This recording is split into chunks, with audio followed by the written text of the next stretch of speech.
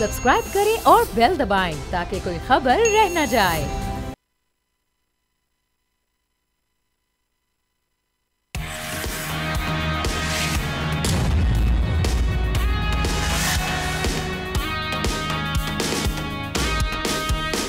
अस्सलामुअलैकुम नाजरीन, आप देख रहे हैं न्यूज़ पंच। मैं हूं आमना खटाना। सानेहा 9 मई में मुलव्वस मजीद मुजरिमान को सजाएं सुना दी गई हैं।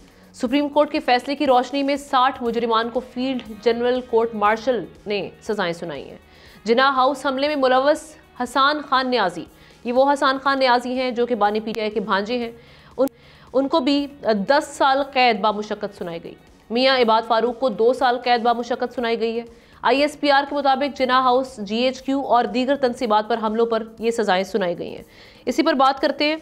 हमारे साथ एहतशामुल हक साहब मौजूद तजिया पेश करेंगे। अब्दुल्ला हमीद गुल साहब, चेयरमैन जवानाने पाकिस्तान, वो भी इस हवाले से अपना तजिया पेश करेंगे। दोनों का बेहद शुक्रिया।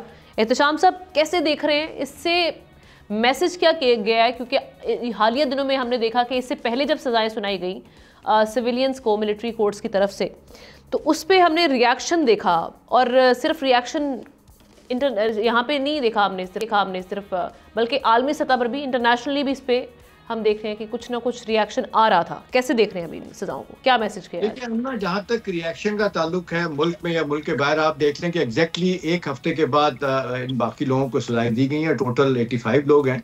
ओरिजिनली ये 105 लोग थे, आपको याद होगा, और बाकी 20 के करीब लोगों को आर्मी चीफ ने माफी दे दी थी, जिनका 2-2, 3-3 महीने, 4-4 महीने की सजाएं थी, उनका मामला खत्म कर दिया गया था। तो उस लिहाज से तो ये जो 85 हार्ड कोर केसेस बनते थे मिलिट्री कोर्ट्स के, उनका ये फैसला आ गया है। इससे पहले बाकी लोगों का आया था, अब आज 60 लोगों का आ गया। देखिए, अब दो चीजें बड़ी वाज़ेह तौर पे सामने आई इस हवाले से। देखें, अब सवाल ये है कि जी एक तरफ तो लीगल कम्युनिटी है, वो कुछ कहती है, बटे हुए लोग हैं कि जी ये ऑफिशियल सीक्रेट एक्ट के तहत और मिलिट्री एक्ट के तहत ये सजाएं दी जा सकती है, नहीं दी जा सकती।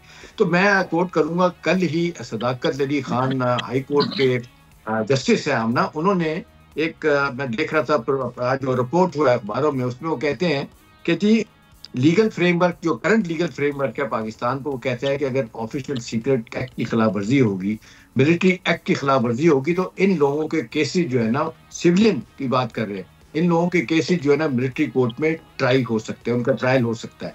अच्छा। अब तो ये तो मैं बता रहा हूँ कि उस लेवल की बात बता रहा हूँ जो high court, Lahore high court के सदाकत अली खान साहब ने बात की है। अब सवाल इस वक्त यह है कि जी पॉलिटिकली इसकी कॉनोटेशन क्या बनती है, मैसेज किसको क्या जाता है। देखिए, अब ना 9 मई बार बार ये बात आती है। अगर आपको रीजनली याद हो तो मैं आपको याद कराऊं कि 9 मई इब्तदाई दिनों में, आपको पता है PTI क्या कहती थी? वो इसे फतह मुबीन कहती थी इब्तदाई दिनों में, और बड़ा अरसा तक ये बात कहते रहे। उसके बाद आपने देखा बहुत शदीद जब दबाव आया, अदारों की तरफ से आया, अफवाज पाकिस्तान की तरफ से आया और सिविल सोसाइटी की तरफ से आया, जो लोग समझते हैं कि गलत किया, बहुत सारे लोग ही समझते हैं, उसके बाद से बयानिया तब्दील किया गया, और फिर ये सॉरी करके इसको कहा गया कि ये तो फॉल्स फ्लैग ऑपरेशन है गार्डियन में। और फिर आपने देखा एक और अखबार है, उसमें डेली टेलीग्राफ में आर्टिकल लिखे गए कि ये तो इन्होंने खुद करवाया। देखिए, उसके बाद मामलात खराब होने शुरू हुए। आज भी जब बात करते हैं तो लोग यही बात करते हैं कि भाई एक तो है कि आपने डिस्टेंस नहीं किया, आपने डिनाउंस नहीं किया, कंडमनेशन नहीं की, माफी नहीं मांगी, उल्टा आपने उन पे इल्जाम लगा दिया। तो हम ना 100-200 जगहों पे हमले करने के बाद अगर आप मुसलसल ये बयानियां लेके चलेंगे, जो कि ज्यादातर लोग नहीं मानने के लिए तैयार कि जी इन्होंने खुद करवाया था। अब वो कहते हैं कि जी जिन्होंने भी करवाया था उसको कंडेम करते हैं, लेकिन ये नहीं कहते, जिस तरह ट्रम्प ने कहा है कि मेरे लोगों ने किया है तो मैं इससे डिस्टेंस करता हूँ। ये नहीं होना चाहिए था। यही वजह के एंटी स्टैब्लिशमेंट थे, और फिर स्टैब्लिशमेंट को उन्होंने एक्सेप्ट किया, और वो जो 7 करोड़ वोट था वो जाने वाला था कैमला हैरिस को, तो वो उनके पास ही चला गया। तो वहां पे भी स्टैब्लिशमेंट बड़ी स्ट्रांग है सारी दुनिया की तरफ।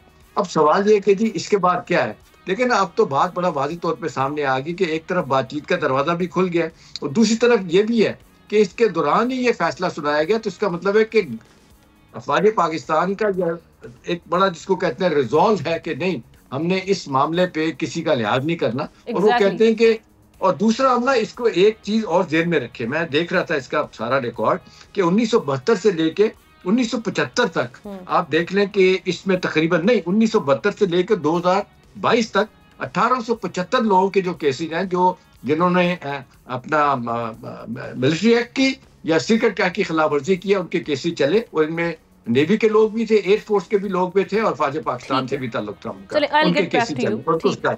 अच्छा, आखिरी बात ये हमने कि देखें सियासी तौर पे जो मर्जी आप कह लें, हाँ। अब अदालतें आपने देखा कि जब सुप्रीम कोर्ट ने इजाजत दी है ना इनको कि हाँ जो केसेस पेंडिंग है आप उनके फैसले सुना दें, उसकी कॉनोटेशन लोग ये भी कर रहे हैं कि इन्हें सुप्रीम कोर्ट ने भी एक्सेप्ट किया कि जो फैसले किए गए ठीक है। वो बात की बात है कि जब चैलेंज होंगे हाई कोर्ट में, सुप्रीम कोर्ट में, तो उनको भी सुना जा सकता है। ये तो अपील का दिया गया उसमें जी। तो वही अब्दुल्ला साहब, इसका मतलब है इस्लामाबाद हाई कोर्ट में ये चैलेंज किए, ये ऑप्शन अभी है। ये जो हम देख रहे हैं मुजरिमान जो इस हवाले से जिनको कहा जा रहा है, जो मुलव्वस मुल्जिमान है इनके हवाले से। और दूसरी चीज़, एक और चीज़ ये भी बताइएगा, ये कहीं ना कहीं डिफ़ाइन कर दिया है कि ये रेड लाइन है। चाहे यहाँ पर आप कोई भी जो कहा जा रहा है कि लॉबी की जाती है, हम देख रहे हैं कि बाहर मामलात में जो इन मामलात में जो बाहर से एक प्रेशर भी बिल्ड करने की कोशिश की जा रही है। पीटीआई की जानिब से कहा जाता है कि उन्होंने एक लॉबी की हुई है वहाँ पे। तो आप समझ रहे हैं कि ये भी आज डिफ़ाइन कर दिया कि जी आप कुछ भी कर लें, ये रेड लाइन है, यहाँ पर यही होगा, सख्त से सख्त सज़ा सुनाई जाएगी अगर आप यहाँ पर छेड़खानी करेंगे। बिस्मिल्लाहिर्रहमानिर्रहीम, बहुत शुक्रिया। जो आपने एहतिशाम साहब से सवाल पूछा था वो मैं उसका जवाब देना चाहूँगा। देखें, मैसेज तो बड़ा वाज़ेह है। मैसेज किन को दिया गया? मैसेज उन लोगों को दिया गया जिन्होंने बैलिस्टिक मिसाइल प्रोग्राम पे पहले पाबंदी लगाई, अगले दिन 25 लोगों को सजा दे दी गई। उसके बाद फिर बात यहाँ नहीं रुकती। फिर वो कहते हैं कि कल रिचर्ड साहब फरमाते हैं कि जनाब वो मैथ्यू मिलर ने गोल घुमा के बात की, जो कि अमेरिकन इस टाइम पे बाइडेन इंतजामिया के व्हाइट हाउस के तर्जुमान है। उन्होंने कहा उसको सीधी बात करनी चाहिए थी कि जनाब इमरान खान साहब की रिहाई करवा, यानी कि पाकिस्तान पर जो पाबंदियां थी, चीजें थी, वो सब एक धोखा था। असल मसला ये है कि उनको एक आदमी की रिहाई चाहिए। अब देखने वाली बात है कि गजा में उनको नजर नहीं आता, कश्मीर में उनको मजालिम नजर नहीं आते, उनको इंसानियत भूखी मरते नजर नहीं आती। हिरोशिमा नागासाकी को वो जो है खाक कर देते हैं, मिला के आग का गोला बना देते हैं, लेकिन वो उनको कहीं नजर नहीं आता। उनको नजर आता है तो वो पाकिस्तान, यूरोपियन यूनियन को नजर आता है तो पाकिस्तान, बरतानिया को नजर आता है तो पाकिस्तान। वही बरतानिया ना जिसने 24 घंटे के अंदर तमाम अदालतों के अहकामात तो दूर की बात है, उन्होंने सजाएं लोगों के दरवाजे तोड़ के दे दी। वही यूरोपियन यूनियन जिसका मुल्क फ्रांस है, जिसने जलाओ घिराव के वाकयात के ऊपर सख्त तरीन सजाएं दी, जिसकी माजी में मिसाल नहीं मिलती। वही अमेरिका जो स्पीकर की कुर्सी के ऊपर खड़े होने वाले आदमी को 18 साल कैद बामुशक्कत सुना दी गई, वो पाकिस्तान के मामलात में मुदाखलत करते हैं। जब हम आफिया सदीकी की बात करते हैं तो वो आके कहते हैं कि ये हमारा अंदरूनी मामला है, हमारा कानूनी मामला है, तुम्हारा कानून और हमारा कानून कुछ भी नहीं है। ये कौन सी बातें हैं? इसका मतलब है कि एक पैराडाइम शिफ्ट है, एक जबरदस्त किस्म की जो है वो एक सोच का फर्क आया है। जरूरी नहीं है कि कल तक पाकिस्तान जो कि अमेरिका के साथ करीब था, वो आज पाकिस्तान की भी स्ट्रेटेजी तब्दील हुई है और नजर आ रहा है बड़ा वाज़ेह दो टोक बरमला पैगाम दिया गया है कि ये हमारे अंदरूनी मामलात में। देखें, सबसे बड़ी बात यह है कि 9 मई किसने करवाया था, कौन लोग हैं, अब तो खुल के सामने आ रहे हैं। आज बानी चेयरमैन से लोग मिलने गए हैं। आप मुझे ये बताएं कि बानी चेयरमैन ने ये क्यों नहीं कहा कि हम गैर मुल्की डिक्टेशन नहीं लेंगे, हम रिचर्ड के जो बयान है उसको मुंह पे मारते हैं, वो हमें कमजोरी कर रहा है, हमें गुलामी नहीं करनी, हमने गुलामी की जंजीरें तोड़नी है, हमने आजादी हासिल करनी है अमेरिका से, हम अमेरिका की जो सालिसी है या अमेरिका की जो सिफारिश है उसको कबूल नहीं करेंगे। क्यों नहीं बोला?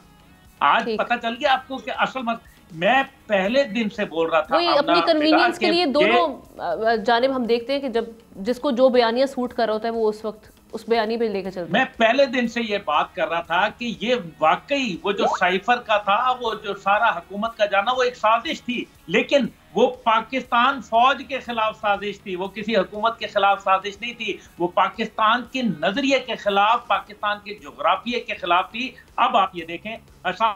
चले हम अब्दुल्ला हमीद गुल साहब से, मैं एहतिशाम साहब की जानिब जाती हूँ। एहतिशाम साहब, एक फैक्टर बड़ा इंपॉर्टेंट है फाइनेंशियली, जो हम देखते हैं हमारी डिपेंडेंसी है अमेरिका पर, वो इस तरह से कि जब ज़ाहिर है IMF पे ठीक ठाक इन्फ्लुएंस है, उसके अलावा वर्ल्ड बैंक पे, वहाँ से अगर मंजूरी होगी तो यहाँ पर हमें लोन्स मिलेंगे या जो भी मामला होंगे। अब इस फैक्टर को हम नज़रअंदाज नहीं कर सकते। आने वाले दिनों में अब जो ये जिस तरह से बात भी कर रहे थे अब्दुल्ला साहब भी, रिचर्ड ग्रेनेल का ये बड़ी इंपॉर्टेंट शख्सियत है, उनके बयानात जो हम देख रहे हैं कि अमेरिकी मीडिया पर भी चल रहे हैं, तो वो आने वाले दिन पे इन्फ्लुएंस हो सकता है, ये प्रेशर बिल्ड हो सकता है, और उसका कोई आप देख रहे हैं आउटकम यहाँ पर? अब ना देखें, अगर थोड़ी सी अमेरिका की आप हिस्ट्री देख लें तो वहाँ पे जिस तरीके से लॉबिंग होती है, जिस तरीके से उनके हाउस ऑफ रिप्रेजेंटेटिव के मेंबर्स और सेनेट के मेंबर्स हैं, हमने देखा पाकिस्तान में, आपने देखा सेनेट के 60 लोगों से अपना एप्लीकेशन दिलवाई गई और बाइडेन को भेजी गई। उससे पहले 40 लोग जो है ना, उन्होंने भी, सेनेट के लोगों ने बात की थी इस हवाले से। देखिए वहां पे तो कहते हैं किसी से कोई भी बात करवानी आप करवा सकते हैं, वहाँ तो आपने लॉबिंग फर्म रखी है, ये सारी बातें होती हैं, वहाँ पे इंस्टीट्यूशनलाइज करप्शन है, वहाँ तो इलेक्शनों में भी सब कुछ होता है। अब सवाल ये कि क्या ये हुकूमत वक्त की यानी अमेरिका की हुकूमत की कोई पॉलिसी होती है? देखें इस तरह के बयान माजी में भी आते रहे, लेकिन उनको खुद स्टेट डिपार्टमेंट देखे ना, अब तक ये कितना अकल के स्टेट डिपार्टमेंट के स्टेटमेंट को घुमा के गार्नल साहब ने दिया है। उन्होंने बड़ा वाज़े तौर पे पहले भी कहा था कि जी ठीक है, ये बुनियादी तौर पे इनके इंटरनल मामलात हैं, लेकिन बुनियादी हकूक की चीजें और इंसानी हकूक की तंजीमें उनको देखती रहती हैं, वो सारे मामलात उनके पास चलते रहते हैं। देखिए हम ना, सवाल इस वक्त यह है कि दबाव तो जब बढ़ाना होता है तो बढ़ाया जा सकता है, लेकिन इस वक्त अमेरिका का पाकिस्तान में कोई उस तरह इंटरेस्ट नहीं है, सिवाय एक आप देखते हैं काउंटर टेररिज्म के अलावा।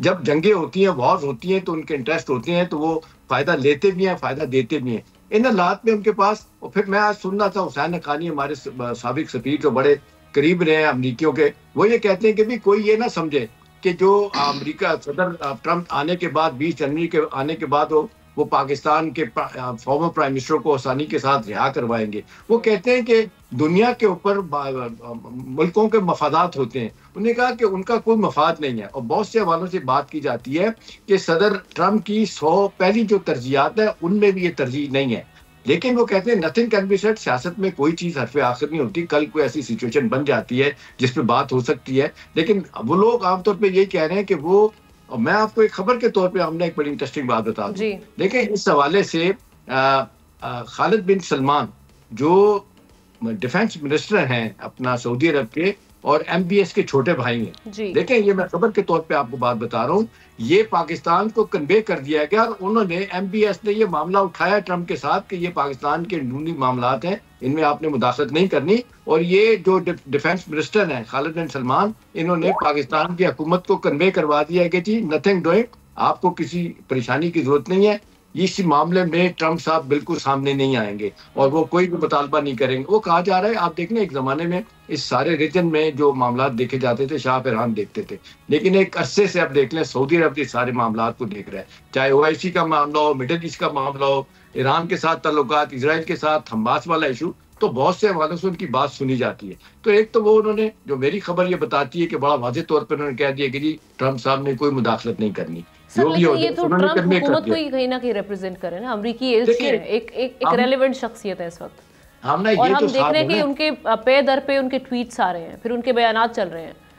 देखिए हम ना, ये बयानात देने का मतलब, अगर मुझसे जाती तौर पे आप तज्जिए के तौर पे पूछे ना, तो मैं आपको बताऊं, ये एक तरह का प्रेशर भी होता है उन लोगों की तरफ से जिन्होंने उनको हायर किया होता है, और उनकी लॉबीज फर्म चल रही होती है साथ साथ। देखिए अब ये बात मेरा ख्याल छुपने वाली नहीं है कि एक पाकिस्तान में जो डॉक्टरों की एक तंजीम है नॉर्थ अमेरिका में बड़ी स्ट्रांग है, $100 बिलियन कहते हैं उनके पास है, वो इन्वेस्ट भी करना चाहते हैं पाकिस्तान में आके, और वो इन्फ्लुएंस भी करते हैं मुख्तलिफ जगहों पे। अब तो देखें जिस तरीके से आपने देखा, हिंदुस्तान हो, ये हो, बांग्लादेश हो, छोटे छोटे मुल्क जो है ना, वो वहाँ पे आप देख लें जिस तरीके से लॉबिंग करते हैं, अपनी बात मुतालबात मनवाते हैं, वो कामयाब हो जाते हैं। लेकिन कहा जाए कि जी ये कोई बाकायदा तौर पे हुकूमत अमेरिका की पॉलिसी बनेगी, वो बाजार ऐसा होता नजर नहीं लेकिन एक और चीज़ है अब्दुल्ला साहब, ये जिस तरह से हम ट्रंप साहब जब कैंपेन कर रहे थे उस वक्त उन्होंने यही अमेरिका फर्स्ट, और साथ ही साथ उन्होंने जो मामलात रखे थे कि भाई वो अपने मुल्की मामलात पर तवज्जो देंगे, गैर मुल्कों में क्या हो रहा है तनाज़ात से दूर रहेंगे। लेकिन अभी इस चीज़ को भी रूल आउट नहीं किया जा सकता, जो रिसेंटली उन्होंने जस्टिन ट्रूडो, यानी कनाडा एक अलग मुल्क है, एक अलग रियासत है, उस हवाले से उन्होंने कह दिया 51st स्टेट ऑफ US, यानी वो उसको कंसीडर कर रहे हैं। ग्रीनलैंड के बारे में जो उनका बयान है कि उसको वो ऑक्यूपाई करने का या उसको ऑन करने का सोच रहे हैं। अब यहाँ से हम देख रहे हैं कि जैसे ही वो आए हैं, मैथ्यू मिलर की भी टोन चेंज हो गई है इस वक्त, जो बानी PTI की रिहाई को लेकर या जो भी अभी मामला चल रहे हैं, जो बातें इस वक्त हो रही हैं, तो आपको नहीं लगता कि ये अपने बयानी से कहीं ना कहीं, जो पहले ट्रंप साहब का कैंपेन के वक्त था वो मामला डिफरेंट थे, अब उनकी टीम कुछ बातें कर रही है, तो कुछ डिफरेंस आया है और आने वाले दिनों में इसका कहीं ना कहीं इम्पैक्ट होगा, आप समझते हैं? एक चीज आमना मैं आपको देखिए, बताता हूं, थ्रूआउट द कैंपेन ट्रम्प साहब ने हिंदुस्तान के बारे में बात की है, 2 दफा बांग्लादेश के बारे में बात की, पाकिस्तान के बारे में। मेरे ख्याल में सवाल मेरे से पूछा है, मुझे इजाजत दीजिए जी। देखिए, जहां तक ताल्लुक है उनकी पॉलिसी का, टिल द टाइम वो अपने ऑफिस में नहीं आते उनकी पॉलिसी कोई मानी नहीं रखती। और इस टाइम पे लेम डक प्रेसिडेंट, बिल्कुल लेम डक भी नहीं, अब तो मेरे ख्याल में डक के पांव ही नहीं रहे। तो बाइडन इंतजामिया की कोई बात जो है वो पाकिस्तान उसको काबिल कबूल नहीं समझेगा, क्योंकि वो तो जाती बहारें हैं, चंद दिन की बात है और उसके बाद वो कौन तू कौन और मैं खामखा वाली बात, इसलिए वो तो बात छोड़। दूसरी जो बात है वो है बड़ी अहम, और वो ये है कि जो आपने बात की जस्टिन ट्रूडो और ग्रीनलैंड वगैरह की, डोनाल्ड ट्रंप की माजी की जो पॉलिसी थी वो रिट्रीट की थी। उन्होंने सीरिया से रिट्रीट किया, उन्होंने नॉर्थ कोरिया पे अपनी पोजीशन से रिट्रीट किया, अफगानिस्तान से उन्होंने इनखला की बात कही और उसी का बुनियादी तौर पे उसी वजह से अफगानिस्तान से इनखला हुआ। तो मैं नहीं समझता कि वो जो बातें कर रहे हैं ये सिर्फ अभी वक्ती बयानिया है। और आपको पता ही है डोनाल्ड ट्रंप जो है वो पल में तोला पल में माशा है, और उनकी पॉलिसीज जो है जो अभी बातें हैं वो बतौर सदर नहीं है, बल्कि वो एक अभी आजाद आदमी है। जब वो बैठेंगे सदर बनेंगे, पहली तरजीहात में जो 100 तरजीहात हैं उसमें पाकिस्तान का ही नाम नहीं है, तो कहां इमरान खान की तो दूर की बात है। दूसरी बात इसके अंदर जो बड़ी अहम है और वो ये है कि हशाम न्याजी की, देखिए हसान न्याजी का मसला ये है कि जब बरतानवी साम्राज्य था तो वर्दी में किसी की बेइज्जती करने के ऊपर या उसके साथ बदतमीजी करने के ऊपर उसको सजाए मौत थी, और ऐसी कई दर्जनों मिसालें मौजूद हैं। हमें तो मेरे ख्याल में ये सजाएं बहुत कम दी हैं, मजीद सजाएं सख्त देनी चाहिए। और सुप्रीम कोर्ट को मैं ये कहूंगा कि ये वही सुप्रीम कोर्ट थी जो छोटी छोटी बातों पे तो सुओ मोटो ले लेती थी, लेकिन जब 9 मई जैसा एक घिनौना वाकया पेश आया जिसके अंदर पूरा पाकिस्तान लरस के रह गया, पूरी दुनिया के अंदर ये वावेला हो गया कि न्यूक्लियर पाकिस्तान के अपने लोगों ने उसके ऊपर हमला कर दिया, उसके GHQ के ऊपर, उसकी ISI के ऊपर, उसके एयर बेसिस के ऊपर, तो ये वो तमाम बातें थी जिसकी वजह से जो है मेरे ख्याल में सुप्रीम कोर्ट को सुओ मोटो लेना चाहिए था। अच्छा, लेकिन सुप्रीम कोर्ट ने वहां नहीं लिया। ये आपको लग रहा है ये जो अगर ये चैलेंज करते हैं, ईरान तो कर दिया था पहले हमने देखा था पहले फेज में जो सजाएं हुई हैं उसमें फौरन बाद जो PTI का रिएक्शन आया वो यही कि हम इसको चैलेंज करने का ऐलान करते हैं। इस्लामाबाद हाई कोर्ट से कोई उम्मीद है रिलीफ मिलने की, आप समझते हैं? मैं समझता हूं कि जी वक्ती रिलीफ अगर मिल भी गया, लेकिन ये अभी रियासत नहीं मानेगी। देखिए सबसे बड़ा फर्क जो है वो फौज और दूसरों का ये है, फौज ने अपने सीनियर तरीन जनरल से शुरू किया, लेफ्टिनेंट जनरल को, कोर कमांडर को घर भेजा, मेजर जनरल्स को भेजा, ब्रिगेडियर अफसरान को भेजा, उन्होंने किसी सूबेदार या सिपाही को जो है वो विक्टिम नहीं बनाया। जबकि दूसरी जानिब जो है वो आप देखें कि यहाँ जितने भी लोग हैं वो नीचे के लोग हैं, जो मास्टर प्लानर्स हैं, जो एग्जीक्यूशनर हैं, जिनके हुक्म के ऊपर हुआ, उनको सजा नहीं मिली। अभी 27वीं आईनी तरमीम जो है वो बिल्कुल आप समझे कि आने को है, और आपको नजर आ जाएगा कि इस टाइम पे मामलात जो है वो बिल्कुल सख्त हो जाएंगे, और फौज इस मामले पे और हुकूमत इस मामले के ऊपर बिल्कुल मुत्तफिक है। वो ये समझते हैं कि 9 मई के जो मास्टर प्लानर हैं अगर उनको सजा ना दी गई तो नतीजा ये निकलेगा कि रोजाना आए दिन ये वाकयात पेश होंगे। ठीक है, एहतशाम साहब क्विकली ऐड करें। मैं सिर्फ ये कहना चाह रहा था, आपने सुप्रीम कोर्ट की बात ही देखें, सुप्रीम कोर्ट मुझे बताने की जरूरत नहीं है, जिस तरह कौम पूरी बटी हुई है, डिवाइडेड है, इस तरह सुप्रीम कोर्ट भी डिवाइडेड है, पोलराइज्ड है, और जिस तरीके से पॉलिटिसाइज्ड है, तो वहां पे तो बड़ा वाज़ेह तौर पे आजकल देख लें, जिस तरह आपने देखा इस्लामाबाद के 6 जजेस का रवैया देख लें, सुप्रीम कोर्ट में क्या हुआ वहां पे भी आप देख लें, आज भी डिवीजन वहां पे मौजूद है। तो जाहिर है PTI के लोग तवक्को करते हैं कि हमारे केसेस जब सुप्रीम कोर्ट में जाएंगे तो हमें गलत या सही जैसे भी कोई रिलीफ मिलेगा वो कहते हैं फायदा उठाया जाएगा उनके जो सुप्रीम कोर्ट से या हाई कोर्ट से, क्योंकि हाई कोर्ट में भी अदालती मूड जो हम देख रहे हैं, high court Islamabad high court में जाएगा तो जाहिर है यहाँ पे भी 6 जजेस हैं जिन्होंने मामला उठाया है, तो वहां पे भी और सुप्रीम कोर्ट पे भी। तो ये जेन में रखने वाली बात है आमना कि एस्टैब्लिशमेंट का भी एक नुक्ता नजर है, वो भी कुछ हवालों से बड़ा स्ट्रांगली देखती है, एक बड़ी पॉलिटिकल सपोर्ट भी उनको है, बड़ी सियासी जमातें माइनस PTI, वो सब कुछ वो लोग कहते हैं कि जो 9 मई को हुआ गलत हुआ, और वो सब लोगों ने इसको सपोर्ट किया जो मिलिट्री कोर्ट के फैसले आ रहे हैं। तो इतनी जल्दी के साथ, अगर आसानी के साथ अगर सुप्रीम कोर्ट हाई कोर्ट इनको अंडू करेंगे तो उसके रिपरकशन भी आएंगे सामने। एग्जैक्टली, एंड आई थिंक आने वाले दिनों में PTI जो अब देख रहे हैं कि इस वक्त मुज़ाकरात भी कहीं ना कहीं हुकूमत के साथ चल रही है, उसमें मजीद शायद फ्लेक्सिबिलिटी आए, जो कि कहीं ना कहीं ये एक फैक्ट है, ये एक हकीकत है मुक़तदरा, और उनसे लड़ा नहीं जा सकता। ये इसके साथ ही हम ब्रेक लेते हैं, ब्रेक के बाद मैं शुक्रिया अदा करूँगी, अब्दुल्ला हमीद गुल साहब हमारे साथ मौजूद थे। Next story after the break.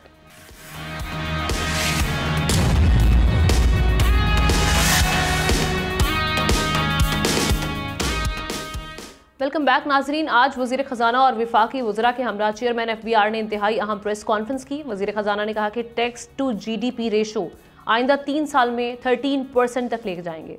Corruption से बचने के लिए डिजिटलाइजेशन की तरफ जा रहे हैं। चेयरमैन FBR राशिद महमूद लंगड़ियाल बोले कि टैक्स वसूली में इजाफे के लिए काम कर रहे हैं। अभी भी 27 लाख अफराद ने गोशवारे जमा नहीं करवाए। टैक्स कलेक्शन के हवाले से टॉप 5% पर फोकस है। 1,69,000 मालदार अफराद को नोटिस जारी किए गए हैं। अब ये जो हमारे सामने सारी सूरत हाल है, इसमें ये जो टैक्स इस्लाहात करने जा रहे हैं और डिजिटलाइजेशन के बाद ये जो टैक्स कलेक्शन का जो टारगेट है, क्या ये अचीव हो जाएगा? और जो टॉप 5 वेल्दिएस्ट हैं, इनको टैक्स नेट में लेकर आना ये इस वक्त कितना इंपॉर्टेंट है और क्या ये अचीव कर पाएगी गवर्नमेंट इस टारगेट को? इस पर बात करने के लिए हमें ज़िशान मर्चेंट साहब टैक्स भी हमें ज्वाइन किया है। एहतशाम साहब हमारे साथ पहले ही पैनल पर मौजूद हैं। ज़िशान साहब, सबसे पहले आपकी जानिब आ रहे हैं, शुक्रिया वक्त देने के लिए। ये इसको किस तरह से देख रहे हैं? आपको ये अचीवेबल लग रहा है नेक्स्ट 3 ईयर्स उसमें टैक्स टू GDP रेशो 13% पर लेकर आना, गिवन द सर्कमस्टांसेस और अभी जो हमारे सारे मामला चल रहे हैं और जो मेजर्स अब कह रहे हैं कि हम लेने जा रहे हैं, वो सफिशिएंट हैं? जी, बिस्मिल्लाहिर्रहमानिर्रहीम। अस्सलाम वालेकुम। Thank you very much for inviting me yet again on your programme. देखें, सुनने में तो बहुत अच्छी चीजें लगती हैं, करने में हो सकती है या नहीं हो सकती, बहुत बड़ा सवाल है। प्रैक्टिकली अगर देखा जाए तो 13% टैक्स टू GDP रेशो लाना कोई इतना बड़ा मसला नहीं है। हमारे पास टैक्स डायरेक्टली या इनडायरेक्टली तो बहुत सारे लोग दे रहे हैं। सिस्टम में फाइलर्स कम है, उसकी बुनियादी वजह ये है, जो हमने लास्ट टाइम भी आप ही के प्रोग्राम पे डिस्कस किया था, कि टैक्स रेट बहुत ज्यादा है। आप 100 रुपए कमाने वाले से अगर 50 रुपए ले लेंगे तो वो खुशी से टैक्स नहीं देगा। ये उन्होंने अपनी जो स्पीच की उसमें भी कहीं ना कहीं ये इंदिया दिया है कि कमर जो है वो उसको तकरीबन जो है वो सेल्स टैक्स के रेट को कम करना चाह रहे हैं over the next few years, और वो 10 से 12% में लाएंगे। ये 2013-14 से जो है हम इन्हें ये बताते जा रहे हैं कि जितना हाई टैक्स आप रखेंगे उतनी जो है टैक्स की चोरी होगी, जितना हाई टैक्स होगा उतना टैक्स की इवेजन होगी, जितना हाई टैक्स होगा उतनी ही अंडर रिपोर्टिंग होगी। तो सवाल तो ये है कि 2013-14 से अगर ये तजावीज़ इन्हें मुस्तकिल दी जा रही है और ये उसको आज तक नहीं सुन पाए हैं, तो शायद अब सुन ले, और अगर अब सुन ले तो मेरे ख्याल से 2 से 3 साल में हम अपना टैक्स टू GDP रेशो तो बढ़ा लेंगे, लेकिन ये उसी वक्त बढ़ सकता है कि जब ट्रस्ट का जो कॉन्फिडेंस है टैक्स पेयर का वो FBR के ऊपर क्रिएट हो जाए। जो ट्रस्ट डेफिसिट है, जो ट्रांसपेरेंसी है और जो टैक्स ऑन टैक्सेस है, अगर उसको कंट्रोल करने में आप कोई चीज इंपोर्ट करते हैं तो इंपोर्ट करने में सबसे पहले जो है आपको कस्टम ड्यूटी लगती है। कस्टम ड्यूटी के बाद जो है उसके ऊपर सेल्स टैक्स लगता है, सेल्स टैक्स के बाद उस पर फर्दर सेल्स टैक्स लगता है, और फर्दर सेल्स टैक्स के बाद उसके ऊपर जो है फिर इनकम टैक्स लगता है। यानी एक इंपोर्टेड आइटम पे पहले ड्यूटी लगी, ड्यूटी के ऊपर सेल्स टैक्स लगा, यानी ड्यूटी के ऊपर यानी इंपोर्ट वैल्यू प्लस ड्यूटी के ऊपर सेल्स टैक्स लग गया, और उस सेल्स टैक्स के ऊपर फर्दर सेल्स टैक्स लग गया, और उन सबको जमा करने के बाद उसके ऊपर इनकम टैक्स लग गया। तो मल्टीप्लिकेशन ऑफ टैक्स है ऑन वन आइटम ओनली। यानी इस कहीं ना कहीं दुरुस्त करना होगा। एक तरफ हम कहते हैं कि लोग टैक्स बेस में आ नहीं रहे, टैक्स नेट में नहीं आ रहे, लोग टैक्स देना नहीं चाह रहे।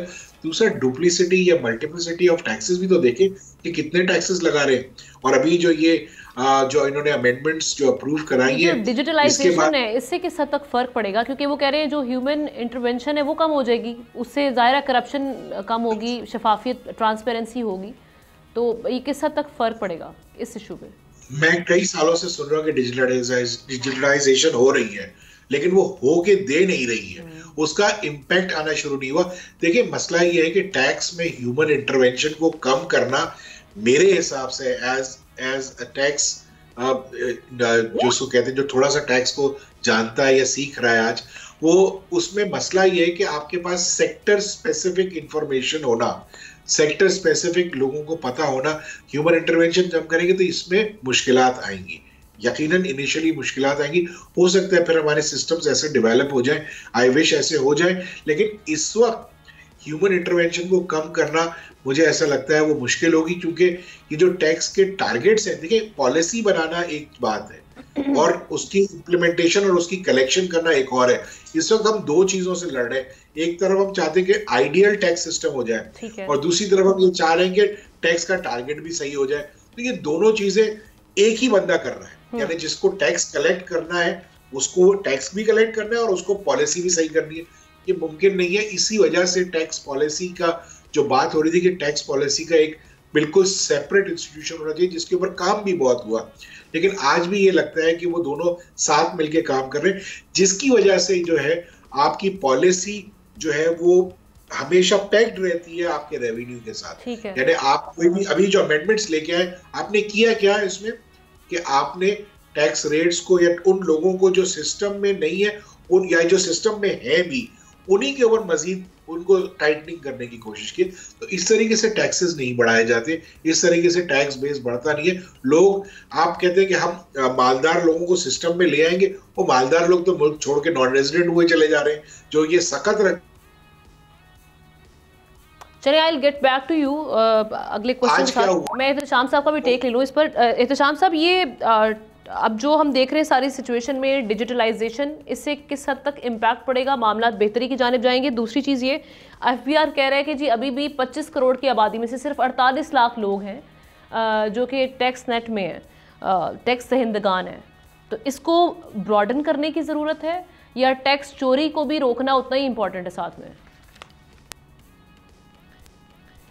आमना, आज जिस तरीके से वज़ीर ख़ज़ाना ने और स्टेट मिनिस्टर ने और FBI के चेयरमैन ने प्रेस कॉन्फ्रेंस की है, उसको सुनने और देखने के बाद मैं फिर इस नतीजे पे पहुंचा हूं कि पिछले 46 बरसों से मैं देख रहा हूं कि एक ही मंत्रा है। और यूँ लगता है कि हमारी टैक्स ब्यूरोक्रेसी जो है ना वो कन्विंस्ड है कि हार्शर मेजर्स ले के ना आप जो है ना वो टैक्स कलेक्शन को बढ़ा सकते हैं और आप जो है इसका टैक्स कंप्लायंस जो है ना उसको आप बढ़ा सकते हैं। मेरा ख्याल है असल बात यह है कि हम क्यों नहीं ये करते, इसको हम टैक्स पॉलिसी के क्यों हम सिंपल नहीं करते, इसको फेयर बनाएं, इक्विटेबल बनाएं, ट्रांसपेरेंट बनाएं और लोगों के लिए एक्सेप्टेबिलिटी पैदा करें। देखें ना, बड़े बड़े जार्गन लफ्ज़ इस्तेमाल करके बड़ी बड़ी जिसको कहते हैं बातें करके हम इस नतीजे पे पहुँचते हैं कि मामला वहीं का वहीं खड़ा है।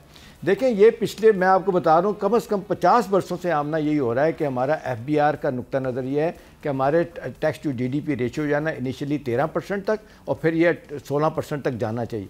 लेकिन आमना देखने आज भी सिवाय मुशर्रफ साहब के 3 सालों में, पहले साल को छोड़ के दूसरे साल में आमना, और ये रेहान जानते होंगे कि 600-650 अरब उस वक्त FBR का टैक्स कलेक्शन होती थी और 1.5 साल के अंदर ये 1150 अरब हो गई थी। और फिर जब मुशर्रफ साहब ने सियासत में मुदाखलत शुरू की और वो भूल गए, वरना हर तीसरे दिन चौथे दिन FBR की मीटिंग वो बुलाया करते थे, वो ख़त्म हुआ तो मामला फिर आप देख लें, हमने देखा रेवेन्यू नीचे आना शुरू हो गया। अब फौरी तौर पे जो मसला है जो इस वक्त हुकूमत फंसी हुई है वो ये कि ये पहले 5 माह में 350 अरब रुपये का जो रेवेन्यू शॉर्टफॉल आया, और बाय द वे रेहान भी इस पर बात ज़रूर करें कि अगर 280 अरब रुपये का इसमें, हाँ जीशान सॉरी 280 अरब रुपये के अगर आप इसमें जो अपना क्या कहते हैं रिफंड है एक्सपोर्टर के वो भी शामिल करें तो ये टोटल 530 अरब रुपए का बन जाता है जो शॉर्टफॉल में आता है। तो अब 5 महीने में ये हालत है तो किस तरह लगता है कि आपको 13 ट्रिलियन का हदफ आप पूरा कर सकते हैं? देखिए, जो चीज़ें कर सकती हैं सारी दुनिया कह रही है आमना, IMF ने कहा वो जिसको कहते हैं 17 बिलियन डॉलर की बात करते हैं, टोटल ये बन जाता है पाकिस्तानी कॉन्टेक्स्ट में 4 ट्रिलियन रुपया जो हम एग्जाम्पशन देते हैं, जो हमारी एफ्लुएंट क्लासेस है, जो बड़े बड़े लोग हैं जो टैक्स नहीं देते, भाई आप उनसे टैक्स लें। और कितने रोने की बात है कि आज आलम ये हो गया आमना कि जो सैलरी क्लास लोग हैं, आप मैं और बाकी लोग भी देख लें 40% टैक्स देख रहे हैं। हमने 380 अरब रुपये का पिछले साल टैक्स दिया और देखें एक्सपोर्टर ने 150 अरब रुपये का टैक्स दिया इस मुल्क में। तो सवाल ये कि चीज़ें कैसे ठीक नहीं होंगी? ठीक करने का एक ही तरीका है कि आप एक सिंपल निज़ाम बना दें और लोगों को इस डर से निकाल दें। ये देखें ना, एक मुद्दत से आमना हम सुन रहे हैं कि टैक्स पेयर का और टैक्स कलेक्टर का जो है ना हम जिसको कहते हैं आपस में मिलना कम कर देंगे, इसीलिए डिजिटलाइजेशन की बात होती है और बड़ी बातें होती हैं। लेकिन हम देखते हैं कि FBR में आमना इस वक्त इतना बड़ा एक माफिया बैठा हुआ है, वो किसी सूरत में भी कामयाब नहीं होने देगा कि। और फिर देखें कितना पैसा आज आपका एग्जैक्टली 100। लेकिन ये डिजिटलाइजेशन से ये माफिया इसकी जो इन्वॉल्वमेंट है वो कम नहीं होगी? मुझे नहीं लगता आमना। अच्छा, देखें बात यह कि मुझे नहीं लगता कि इतनी आसानी के साथ हो सकता है। देखें जिस तरह बाकी मुल्क में लोगों ने कर्जा लिया, मुशर्रफ साहब के ज़माने में 300 मिलियन डॉलर का कर्जा लिया FBR की रीमैपिंग के लिए। उसके बाद 2019 में 400 मिलियन डॉलर का कर्जा लिया, 2021 में फिर 400 मिलियन डॉलर का कर्जा FBR ने लिया। आमना हमारी FBR वहीं खड़ी है। कोई रीवैम्पिंग नहीं हुई, कोई रीऑर्गेनाइजेशन नहीं हुई, कोई बाहर से लोगों को नहीं लेके आए कि इसको कैसे हमने टैक्स टू जीडीपी रेशियो कैसे बढ़ाना है। और ये एक मुद्दत से हम देख रहे हैं कि जी टैक्स में लोगों को कैसे लेके आना है। भाई इसका एक ही तरीका है कि पहले आप ज़हनी तौर पे तैयार हों कि आपका अदारा भी ये काम करने के लिए तैयार है। आप लूप होल्स क्यों नहीं ख़त्म करते? टैक्स एवेजन कैसे ख़त्म होगी जब आप एक बंदा जिसके ऊपर 10 लाख का टैक्स है आप उसको कहते हैं 2 लाख मुझे दे दें, 8 लाख माफ़ करवा लें। ये डे वन से ही आमना ये चल रहा है। तो मुझे नहीं लगता कि इतनी आसानी के साथ होगा। ये कोई अल्लाह ही करे या कोई निज़ाम ऐसा बन जाए तो उसमें हम देख सकते हैं कि हमारी टैक्स कलेक्शन, लेकिन बाय द वे हमारी सबसे कम है। इस minimum 18% tax to GDP ratio है हमारे रीजन के ममालिक में। हम सबसे पीछे हैं, श्रीलंका, बांग्लादेश, इंडिया। तो मुझे बताएं नेपाल से भी हम पीछे हैं। तो इसकी वजह ज़ीशान साहब जाने चल रही हूँ मैं। ज़ीशान साहब, टैक्स वसूली में के लिए जो अभी तक हमने देखे इकदाम जो भी किए गए हैं उससे आम आदमी पर ही बोझ पड़ा है। वो खास तौर पे वही जो अभी एहतशाम साहब भी बात कर रहे हैं कि सैलरीड क्लास जो तबका सबसे ज़्यादा वो मुतासर हुआ है। अब ये जो पहली बार सुन रहे हैं, वैसे पहले तो हम देखते रहे तमाम वो जमातें वो जो अपोजिशन में हैं वो ये बातें करती हैं जी कि अशराफिया से अगर टैक्स ले लिया जाए तो आपके सारे मामला ठीक हो जाए। अब ये भी आज राशिद महमूद रगड़ियाल साहब ये बात करें कि टॉप 5 जो वेल्दिएस्ट हैं अब उन पर पूरा फोकस होगा। आपको ये मुमकिनात में से लग रहा है ये ऐसा वाकई फोकस होने जा रहा है उन पर और ये मुमकिन होगा आने वाले दिनों में? आई विश कि ऐसा हो जाए। मैं दुआ भी करूंगा कि ऐसा हो जाए कि वो लोग जो बहुत एफ्लुएंट है 5% और वो अगर टैक्स नहीं दे रहे हैं तो उनसे तो टैक्स लेना चाहिए। और किसी को अगर ये एग्जाम्पल बना दें तो क्या ही अच्छी बात होगी। लेकिन ऐसा होता हुआ नजर नहीं आ रहा। मैं बहुत आपको एक रिसेंट पास्ट की बात बता देता हूँ कि हमने सुना कि जी इस्लामाबाद में जो है 70,000 ऐसे लोगों को ढूंढ लिया गया है कि जो बहुत ज्यादा रेंटल इनकम कमाते हैं, उनके पास प्रॉपर्टीज हैं जो रेंट पे दी है लेकिन वो टैक्स नहीं देते। तो वो हमने आज से कई साल पहले सुना था कि उनको भी नोटिस इशू हो गए, लेकिन आज तक हमने ये नहीं सुना कि उन्हें टैक्स लगा या नहीं लगा या उन्होंने टैक्स लगा रिकवर हुआ या नहीं हुआ। सवाल ये पैदा होता है कि आप नोटिस दे दीजिए, लेकिन आप वो जो अफसर वहां बैठा हुआ है या जो वो अफसर सवाल करता है वो सवाल का जवाब आप सुनने के लिए भी तैयार अगर नहीं होंगे तो आप तो अपनी मर्जी का टैक्स, किसी को 10 लाख रुपए देना उसके ऊपर 1 करोड़ रुपए लगा दीजिए, वो लगा देगा टैक्स। लेकिन क्या ये टैक्स लगने के बाद रिकवर भी होंगे? क्या आपकी एपेलेट फोरम्स पे बात सुनी जा रही है? वहाँ पे ओरिजिनल साइड पे जो आपकी बात जो हो रही थी ना ट्रस्ट डेफिसिट की, वो ट्रस्ट डेफिसिट ऐसा है कि आप अगर आप फॉर इंस्टेंस एक नॉर्मल एक सैलरी टैक्स पेयर की बात कर लो कि अगर सैलरी टैक्स पेयर का कोई 10 या 15,000 रुपए का भी रिफंड होता है ना तो उसको मिलता नहीं है, चाहे वो कितने भी एड़ी चोटी का जोर लगा रहे। मसला ये है कि आप जब तक ये 2 वे कम्युनिकेशन या 2 वे स्ट्रीट चलेगी, जब तक गवर्नमेंट पहला स्टेप नहीं लेगी, जब तक गवर्नमेंट लोगों को सुकून नहीं देगी, टैक्स पेयर नहीं आएगा आपके सिस्टम में। वो आपसे भागता रहेगा क्योंकि उसे पता है कि जिस दिन वो आपके टैक्स सिस्टम में आ गया वो फंस जाने वाला है। और क्योंकि वो देखता है ना कि जो लोग आपके सिस्टम में है वही फंसे हुए हैं सारे के सारे। अभी आपने अमेंडमेंट ऑर्डिनेंस पास किया, इसमें सबसे पहले उन्हीं को फोकस किया कि जो सिस्टम में है, दूसरों को भी फोकस करने की जरूरत आपने बिल्कुल इसमें बड़ी पेशरफ्त की है, लेकिन पहला हिट उसी को किया है कि जो सिस्टम में है। तो सवाल ये पैदा होता है कि क्या ऐसा मुमकिन नहीं है कि हम फ्लैट टैक्सेशन सिस्टम, लो रेट फ्लैट टैक्सेशन सिस्टम के ऊपर चले जाए? जैसे अभी एहतशाम साहब ने कहा कि एग्जेम्पशंस आप खत्म कर दें सारी एग्जेम्पशंस और आप फिक्स कर दें रेट कि जो 100 रुपए कमा रहा है वो 10 रुपए दे और जो 10 रुपए कमा रहा है वो 1 रुपया दे, जीरो एग्जेम्पशन। और फिर आप करके देख लिया, आपने हाई से हाई टैक्स रेट्स करके देख लिए, फायदा नहीं हुआ। तो एक दफा जो इंटरनेशनल स्टडीज है जिसपे लोगों ने काम किया हुआ है और उस पर बहुत सारे पाकिस्तान के लोगों ने भी काम किया हुआ है और वो गवर्नमेंट को मशवरे भी देते रहे कि आप सेल्स टैक्स के रेट को कम कीजिए, आप इनकम टैक्स के रेट को कम कीजिए, आपकी वॉलंटरी कंप्लायंस बढ़ जाएगी। लेकिन जिशान इसमें एक चीज है, जिशान एक चीज है, इस पे जरूर कमेंट करें। देखिए जिस तरह हम हमारे ऑफिस में होता है ना, आपके 4-5 स्टाफ में लोग हैं, उनमें से 2-3 ऐसे होंगे जो काम करते हैं, 2-3 नहीं काम करते। आप कहेंगे कि मैं रिस्क नहीं लेती है, जो काम करने वाले मैं इनसे ही काम लूँ। तो बात यह कि यही बाकी जगहों पे है। क्या वजह है कि हमारा सिर्फ क्यों नहीं टैक्स को ब्रॉडन करते हैं? हमारे यहाँ देखें बेशुमार डॉक्टर्स हैं, इंजीनियर्स हैं, जो कहा जाता है सर्विस सेक्टर पे टैक्स लगना है, उस पर टैक्स नहीं लगता, लोग नहीं देते। डॉक्टर भी, पढ़े लिखे लोग और भी। कुछ कंपनीज तो ऐसी भी है ना, कुछ कंपनीज एहतशाम साहब ऐसी भी हैं जो टैक्स वसूल कर लेती हैं लेकिन फिर वो आगे हुकूमत को जमा नहीं करवाती, ये भी एक मामला है। बिल्कुल आमना, आप देखें, आप रेस्टोरेंट में खाना खाने जाती हैं और जगहों पे जाती हैं, वो ना सिर्फ अपना टैक्स देते हैं बल्कि जो on behalf of the government जो टैक्स कलेक्ट करते हैं ना, एक्साइज ड्यूटी, वो भी नहीं जाते।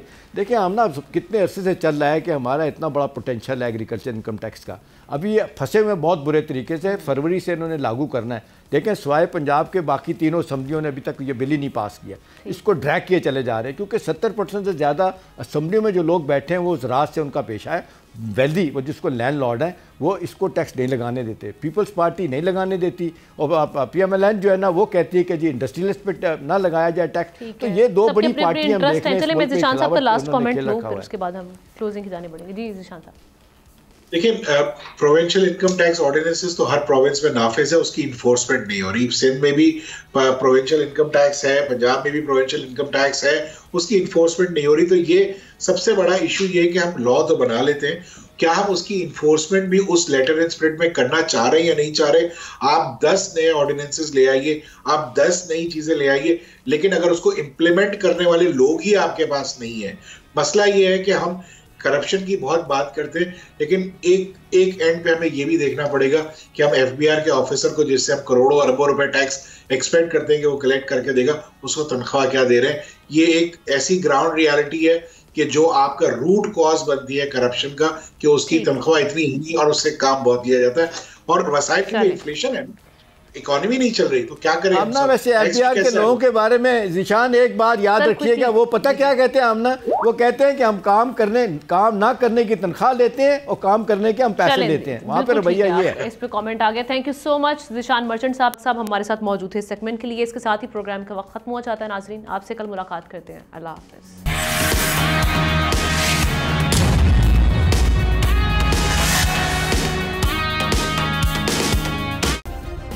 सब्सक्राइब करें और बेल दबाएं ताकि कोई खबर रह न जाए।